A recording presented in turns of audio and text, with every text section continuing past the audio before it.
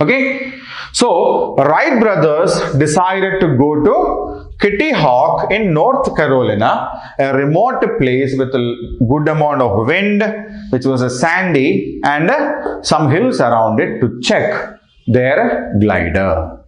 Right? This happened in 1900. In 1900, the Wright brothers were able to make a successful flight with a glider that they have made. In 1900, Wright brothers were able to make a successful flight with a glider at Kitty Hawk. So the first successful glider that they have tried was about 50 pound heavy. A pound is equal to that of a half kilogram. So 50 pound means around 25 kilograms. Okay, there was no motor in that, there was no engine in that. Okay, these were just like kites, huge kites, right? So its wingspan was around 17 foot. Wingspan means what? Yeah, if this is a body and if this is a wing, okay, wingspan is from the tip of one wing to the tip of other wing, means from here to here. Okay, so wingspan is the total length of wings including the body from one tip to the other tip. Okay, so the maximum extent of a wing, it can be of a bird, it can be of a flight, anything. It's measured from a tip of one wing to the tip of other wing. Okay, so the first model or successful model of a glider made by Wright brothers and successfully tested in 1990 weighed 50 pounds and was with a wingspan of 17 foot. Okay, so that was successful, and then Wright brothers tried the same with a man on that.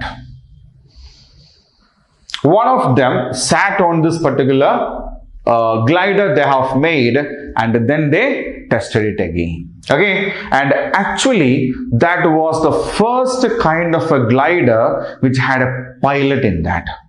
Who is a pilot? Who is a pilot? Yeah, the person who drives a bus is called a driver.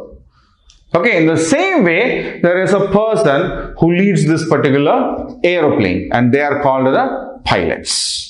Okay, so this particular glider that is Wright brothers tried in 1900 successfully was the first glider to have a man sitting in that, a piloted aeroplane.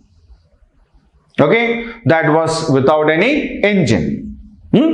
Now, see, they had been trying for this for years, isn't it? The Wright brothers had been trying to achieve this particular point for years. They did a lot of homeworks, lot of studies, research, observations, experiments, failures, reworks, recheckings, reapplications, isn't it? They did a lot of things for so many years, and finally they achieved some success in the year 1900. Now, how do they feel then? What do you think? How would have they felt then, the Wright brothers? They became very happy. They became very successful. Okay, now they wanted to make a bigger one. They wanted to make a bigger one. Okay, because see, the success that they achieved at this particular point was a bigger one. Words cannot explain that. After years and years of hard work, finally there comes a result. They were out of this world, and then they decided we will make another one which will be much bigger than this. In the very next year, In the very next year, in 1901, in 1901, the Wright brothers came with a bigger one. Okay, much bigger than this thing. The first flown one. Now it weighed something around 100 pounds. It weighed double. This was 50 pounds and this is 100 pounds. But it didn't fly. There happened a lot of problems. The wings were not sufficient enough to lift it into the air. What happened? Nothing happened. It started to spin. On the floor itself, it started to spin and crashed. In 1900, they made the first successful flight. And in 1901, they came with another flight which did not even take off. There were issues. Okay. So what do they do now?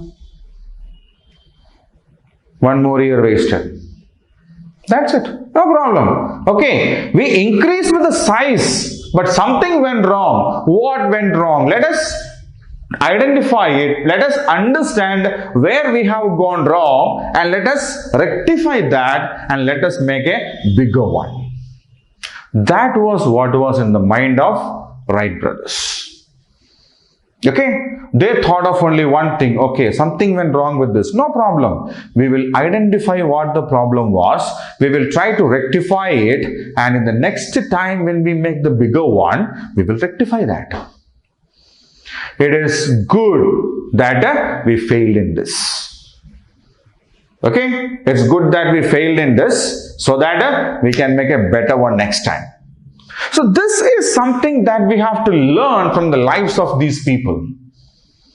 If we fail in achieving something, we become disturbed, isn't it? We become disturbed. We will leave it aside and we will go and do something else. That is not the good thing to do. If we failed to achieve something, the only thing that we need to do is understand what went wrong. Understand what went wrong, identify that particular problem in that what we did and rectify that. Imagine Wright brothers felt that we couldn't do it. The first brother told the second brother, my dear brother, we cannot do it. Okay brother, we will throw it and go and do something else. What would have happened if they decided it so? What would have happened? That is not the attitude that we have to develop towards life. There will be problems, there will be failures. See, even after trying for years, struggling for years, what happened? Nothing happened. It spinned and crashed. It did nothing else. Turned round and around because the wings that they had fit to this 100-pound airplane or the glider was not strong enough to lift it. Okay, so that was a failure, right? So this is something that we have to learn from the lives of these people. It's not just Wright brothers, it's the same thing has happened in the lives of many people who achieved great things. They didn't throw their effort out with the first or second failure. They may fail again and again, but these failures should be faced with a different outlook. We should not be afraid of failures. That's the most important thing that we have to learn in our life. If we face the failure now, the first thing what we have to think is why I failed. We should not compare it with the hard work that we did and the result we got. It may not be the same. Despite all the hard, we may work, we may study very hard. We may leave only one question out, but in the exam that question came. isn't it? So after facing this thing called failure, what we need to do is observe the result, observe the process, understand where we went wrong or why we failed, and based on that, we need to change the way we look at the things or we do the things, right? So the same thing was done by the Wright brothers also, and that is why they came up with this particular thing, the first airplane. Okay, so this is for the day.